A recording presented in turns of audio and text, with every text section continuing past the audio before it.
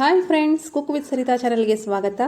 ಇವತ್ತು ನಾನು ತೋರಿಸ್ತಾ ಇದ್ದೀನಿ ಉತ್ತರ ಕರ್ನಾಟಕದ ಸ್ಪೆಷಲ್ ಎಣ್ಣೆಗಾಯಿ ಬದನೆಕಾಯಿ. ಫ್ರೆಂಡ್ಸ್, ಈ ಎಣ್ಣೆಗಾಯಿ ಬದನೆಕಾಯಿ ಪಲ್ಯ ಖಡಕ್ ರೊಟ್ಟಿ ಇರ್ಬೋದು, ಸಾಫ್ಟ್ ರೊಟ್ಟಿ ಇರ್ಬೋದು ಅಥವಾ ಚಪಾತಿ ಇರ್ಬೋದು, ಎಲ್ಲದರ ಜೊತೆನೂ ತುಂಬ ಸಖತ್ತಾಗಿ ಟೇಸ್ಟ್ ಕೊಡುತ್ತೆ. ಈ ರೀತಿ ಒಂದ್ಸಲ ಮಾಡಿ ನೋಡಿ.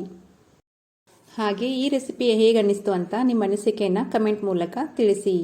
ಹಾಗೆ ನಮ್ಮ ಚಾನಲ್ನ ಇನ್ನೂ ನೀವು ಸಬ್ಸ್ಕ್ರೈಬ್ ಮಾಡ್ಕೊಳ್ಳದೆ ನೋಡ್ತಾ ಇದ್ದರೆ ಪ್ಲೀಸ್ ಸಬ್ಸ್ಕ್ರೈಬ್ ಮಾಡ್ಕೊಳ್ಳಿ.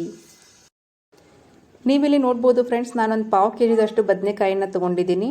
ಎಲ್ಲ ಬದನೆಕಾಯಿ ಮೀಡಿಯಮ್ ಸೈಜ್ನಲ್ಲಿ ಎಷ್ಟು ಚೆನ್ನಾಗಿದೆ. ಈ ಸೈಜ್ನಲ್ಲಿದ್ದರೆ ಪಲ್ಯ ತುಂಬ ಚೆನ್ನಾಗಿರುತ್ತೆ.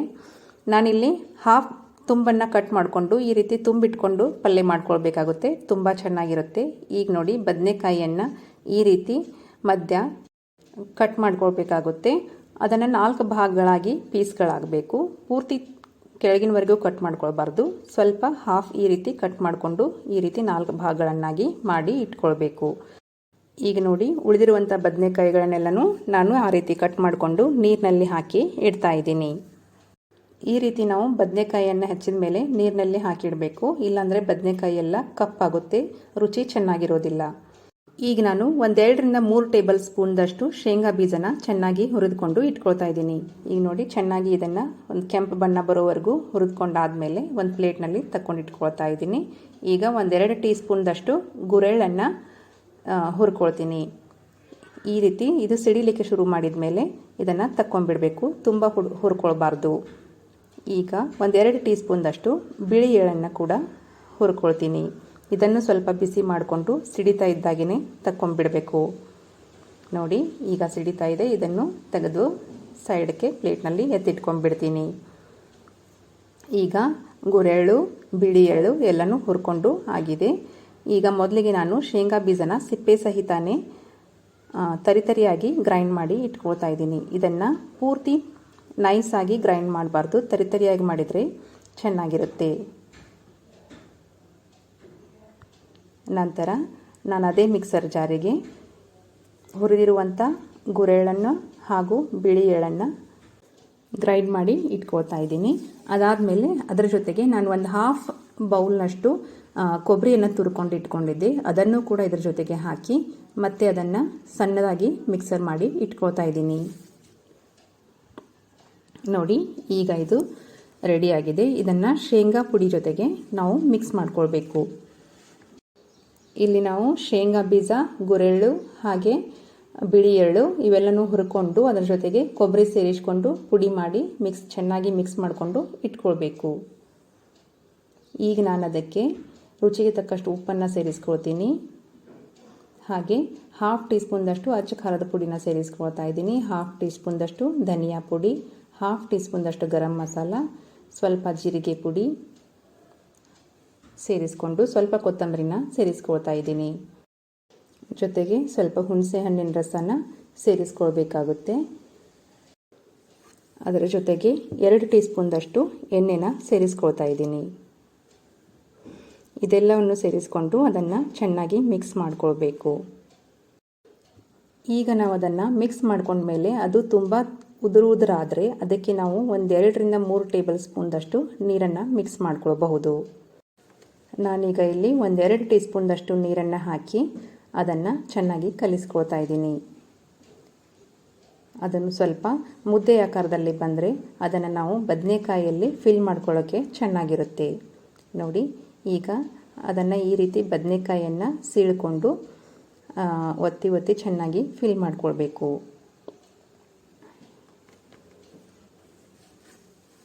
ನೋಡಿ, ಈ ರೀತಿ ಬದನೆಕಾಯಿಯಲ್ಲಿ ಮಸಾಲೆಯನ್ನು ಎಲ್ಲ ಚೆನ್ನಾಗಿ ಮಿಕ್ಸ್ ಮಾಡಿಕೊಂಡು ರೆಡಿ ಇಟ್ಕೊಳ್ಬೇಕಾಗುತ್ತೆ.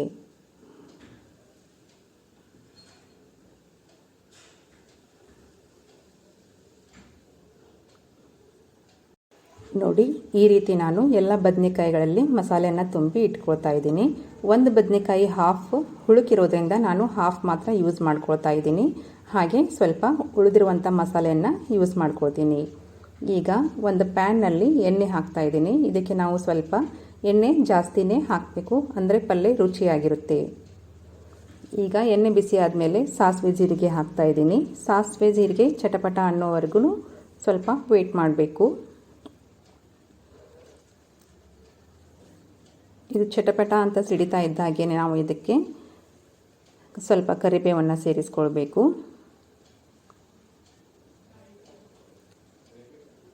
ಕರಿಬೇವನ್ನು ಸೇರಿಸ್ಕೊಂಡ್ಮೇಲೆ ನಾನು ಇಲ್ಲಿ 1 ಮೀಡಿಯಮ್ ಸೈಜ್ ಈರುಳ್ಳಿಯನ್ನು ಚಿಕ್ಕದಾಗಿ ಹೆಚ್ಚಿಟ್ಕೊಂಡಿದ್ದೀನಿ, ಅದನ್ನು ಸೇರಿಸ್ಕೊಳ್ತಾ ಇದ್ದೀನಿ.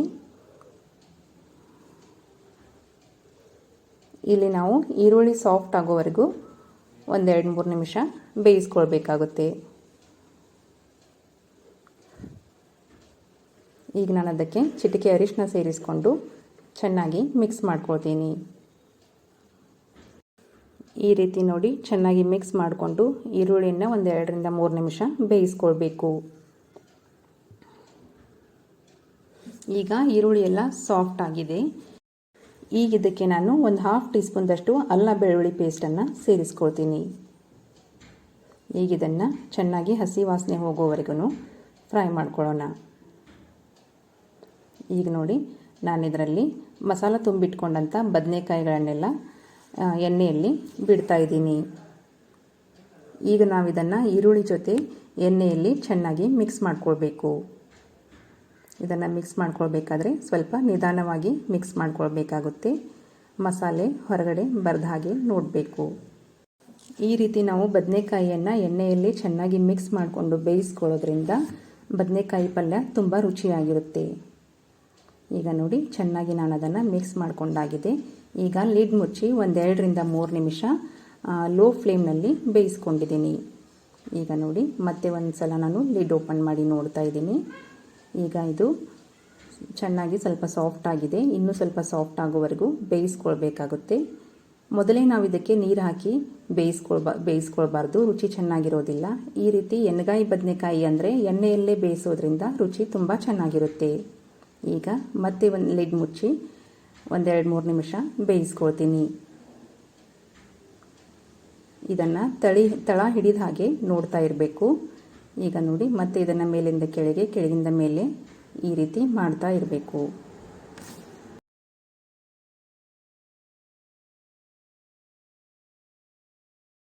ಈ ರೀತಿ ನಾವು ಅದನ್ನು 1-2-3 ಸಲ ಎಣ್ಣೆಯಲ್ಲಿ ಲಿಡ್ ಮುಚ್ಚಿ ಬೇಯಿಸ್ಕೊಳ್ಳೋದ್ರಿಂದ ಬದನೆಕಾಯಿ 70% ಸಾಫ್ಟ್ ಅಲ್ಲೇ ಆಗಿರುತ್ತೆ.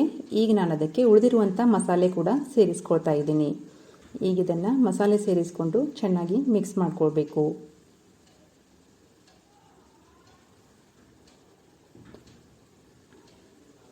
ಈಗ ನೋಡಿ ಇದನ್ನು ಚೆನ್ನಾಗಿ ನಿಧಾನವಾಗಿ ಮಿಕ್ಸ್ ಮಾಡ್ಕೊಳ್ಳೋಣ.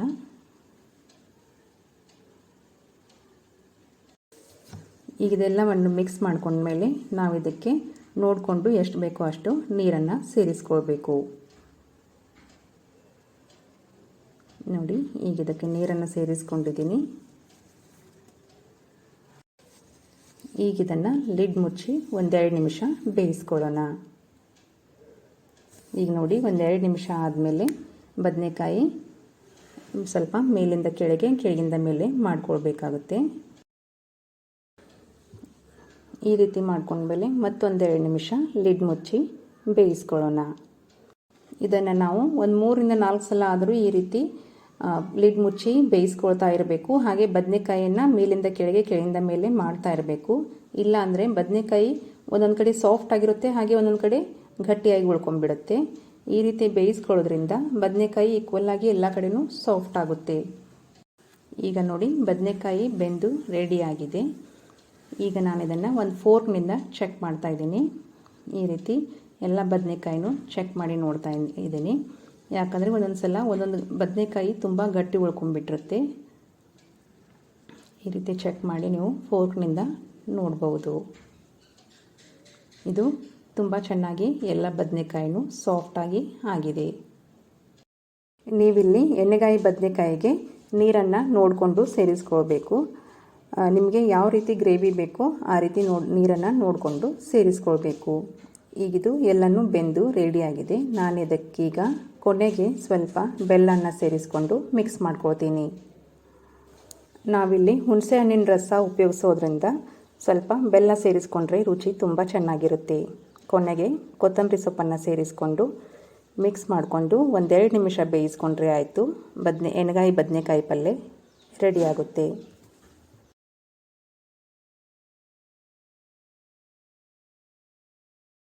ಈಗ ನೋಡಿ ಉತ್ತರ ಕರ್ನಾಟಕದ ಸ್ಪೆಷಲ್ ರುಚಿ ರುಚಿಯಾದಂಥ ಎಣ್ಣೆಗಾಯಿ ಬದನೆಕಾಯಿ ಪಲ್ಯ ಸರ್ವ್ ಮಾಡಿ ತೋರಿಸ್ತಾ ಇದ್ದೀನಿ ಎಷ್ಟು ಚೆನ್ನಾಗಿ ಬಂದಿದೆ ಅಂತ. ಈ ರೆಸಿಪಿ ನಿಮಗೆ ಇಷ್ಟ ಆದರೆ ಲೈಕ್ ಮಾಡಿ, ಶೇರ್ ಮಾಡಿ, ಕಮೆಂಟ್ ಮಾಡಿ, ಸಬ್ಸ್ಕ್ರೈಬ್ ಆಗೋದನ್ನು ಮರಿಬೇಡಿ. ಧನ್ಯವಾದಗಳು.